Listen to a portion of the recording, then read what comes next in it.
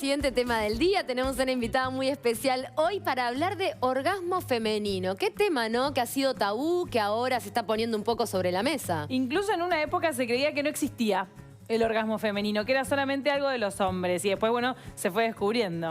¿Te das cuenta? Así que por eso vamos a recibir a Agustina Fulgueiras. Ella es psicóloga, es sexóloga y además tiene un Instagram donde pasa tips de sexualidad que no sabes. Le facilita la vida a muchos. En realidad porque hay mucha gente que tiene tabú, tiene como vergüenza en preguntar sobre estos temas. Entra a Instagram de forma anónima y se entera de todo. Yo creo que una también, ¿no? Algo que empuja un poco con estos movimientos y esta revolución que estamos viendo de la igualdad de género, la revolución feminista, es un poco hablar de sexo, porque también hay muchos sociólogos que dicen que la diferencia de géneros se ven y se manifiestan muchísimo al momento de las relaciones sexuales. Así que ya vamos para la mesa a recibir a nuestra invitada del día para hablar de este tema, que nos va a decir ella misma si es tabú o no es tabú, o cómo lo están encarando la gente ahora.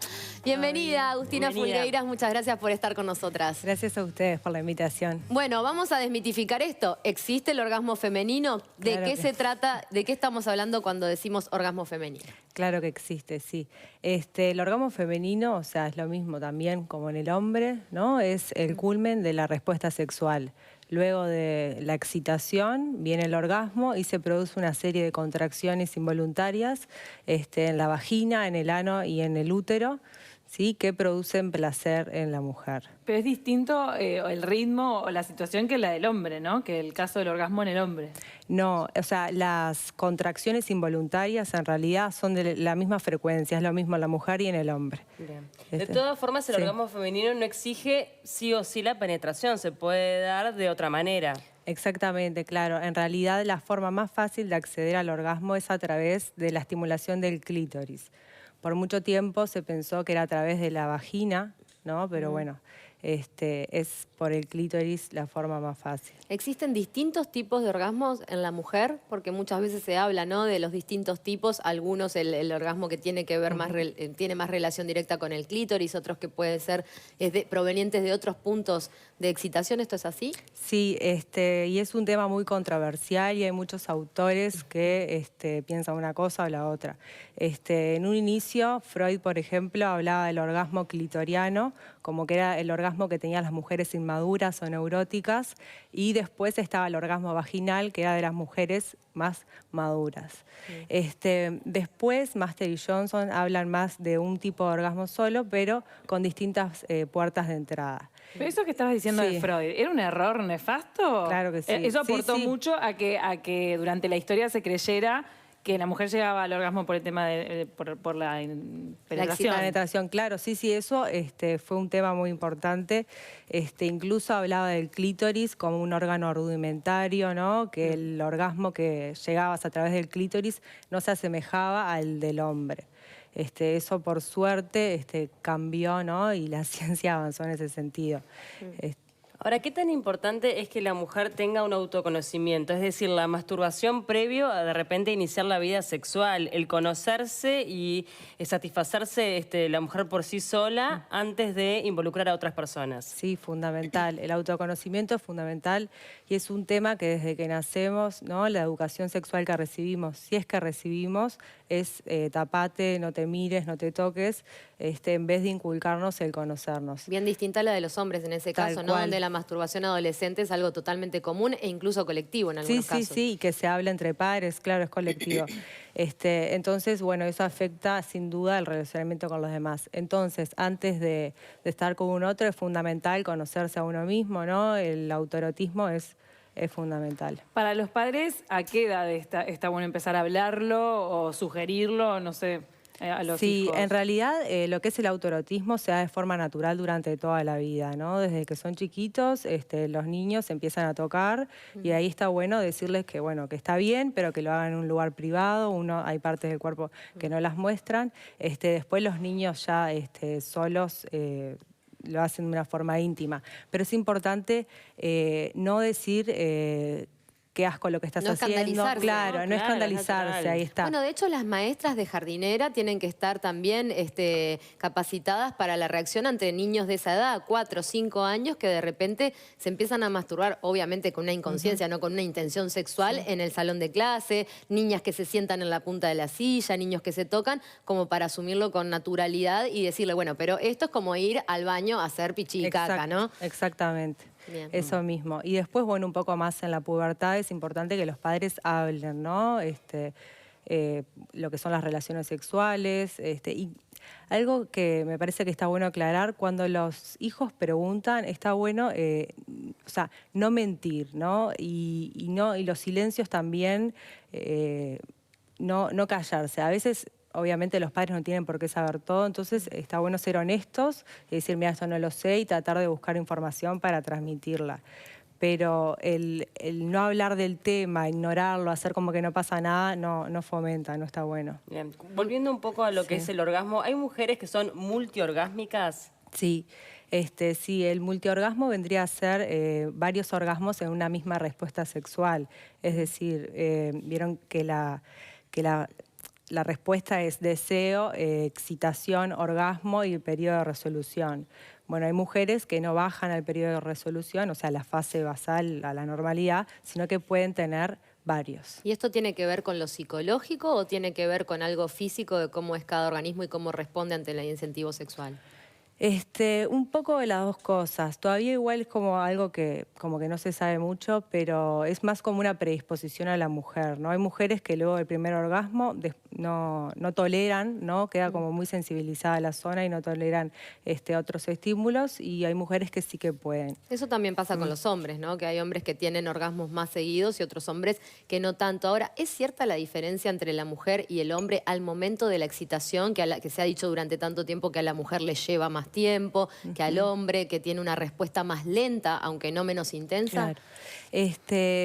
Sí, hay ciertas diferencias, sobre todo más que en la excitación, en lo que es el deseo. Esta que yo les decía, esta respuesta del deseo, excitación, orgasmo y meseta, meseta y orgasmo es en los hombres, pero después se vio que en las mujeres el deseo podía estar antes o después. No sé si... Claro, no, que también Sí. digo, tiene que ver, me imagino, con la sociedad, con lo que nos van Con inculcando cada uno. desde pequeños, con lo psicológico, porque tiene que ver justamente mucho con lo psicológico. Hay mujeres que no han tenido un orgasmo en toda su vida, por ejemplo. ¿Tú Sí. te enfrentás con consultas de ese tipo? Sí, mujeres que nunca tuvieron un orgasmo y mujeres, por ejemplo, que nunca se miraron, no saben la diferencia entre vulva, vagina, o sea, un desconocimiento total. Eso tiene que ver con la represión, que es mayor en las mujeres durante Sí, la claro, juventud y la por niñez. supuesto. Y hoy por hoy los médicos ante un adolescente son más abiertos a recomendar el autoconocimiento, la masturbación en la mujer, ¿o todavía hay ciertos reparos? Creo que todavía hay ciertos reparos. Va a depender un poco de cada médico, ¿no? Quizás los más jóvenes sí, pero bueno, en consultas más que nada es más anticoncepción o temas de cuidado. Como que siempre la educación sexual estuvo enfocada y sigue estando mucho en lo que es prevención de infecciones y el embarazo no deseado, pero todo lo que es con el placer está a un lado. ¿Qué le recomendás a esas mujeres que llegan a tu consulta sin haber llegado a un orgasmo? Quería mencionar además que hay un podcast que en Estados Unidos hizo muy famoso. Un podcast es un programa de radio Sí. que vos lo podés descargar en el celular. Que era una chica joven, creo que ya estaba en el entorno de los 30 años, que nunca había llegado a un orgasmo. Hizo un programa, también basándose un poco en la comedia, sobre cómo ella nunca había llegado a un orgasmo. Y se hizo muy, muy popular. Le hicieron notas en revistas y todo. En realidad, las razones por las cuales una mujer no llega al orgasmo pueden ser varias, ¿no? Pero como algo general es conocerse, ¿no? Animarse a descubrirse, a sentirse, a verse, eso es como lo fundamental, animarse en ese Bien, sentido. ¿podemos hablar de eyaculación femenina?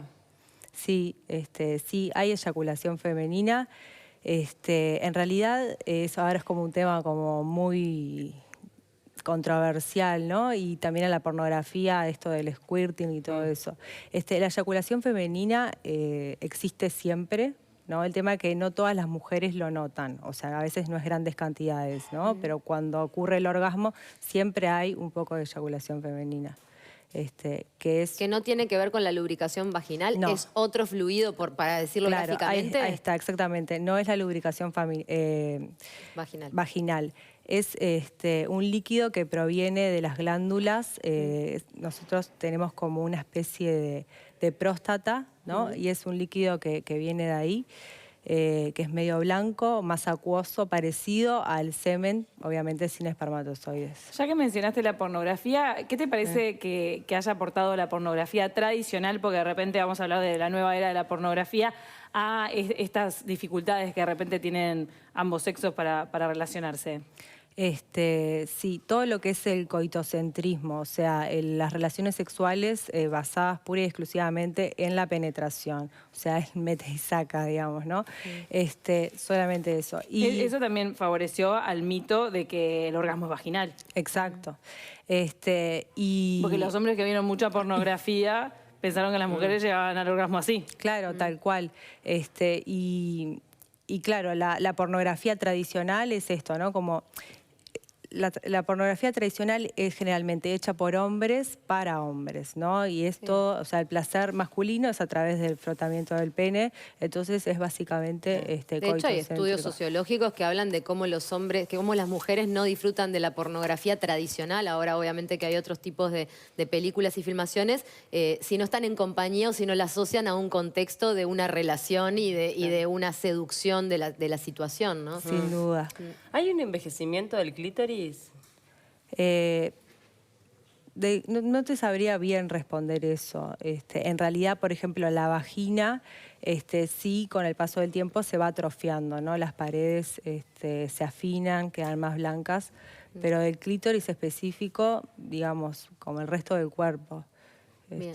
Y ya que estábamos mencionando al clítoris, en el caso de la ablación, que es la extirpación del clítoris que sufren millones de mujeres en el mundo, sobre todo en el mundo musulmán, que esto tiene como consecuencia la imposibilidad absoluta de llegar a un orgasmo, o hay formas de llegar a un orgasmo aunque uno haya sido extirpado, aunque la mujer haya tenido el clítoris extirpado. Sí, claramente es más difícil, pero hay formas, ¿no? Y cuando hablábamos esto del orgasmo, lo más común es a través de la estimulación directa del clítoris, pero a través de la estimulación indirecta, o sea, desde la vagina, la pared anterior, se estimula lo que son las raíces del clítoris. Con esto decís de las ablaciones, un médico estuvo estudiando en África, ¿no? Esto que pasaba con las mujeres, y ahí fue que descubrió también que el clítoris era mucho más que solamente lo que se veía. Claro. Entonces, puede una ser, parte interna. Claro, la parte interna.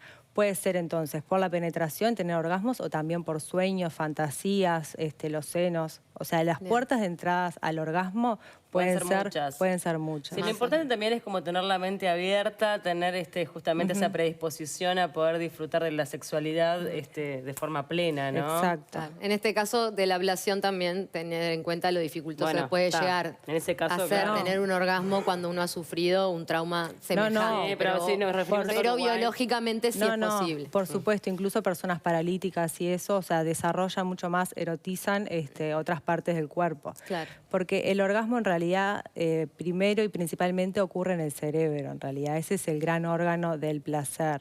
Claro.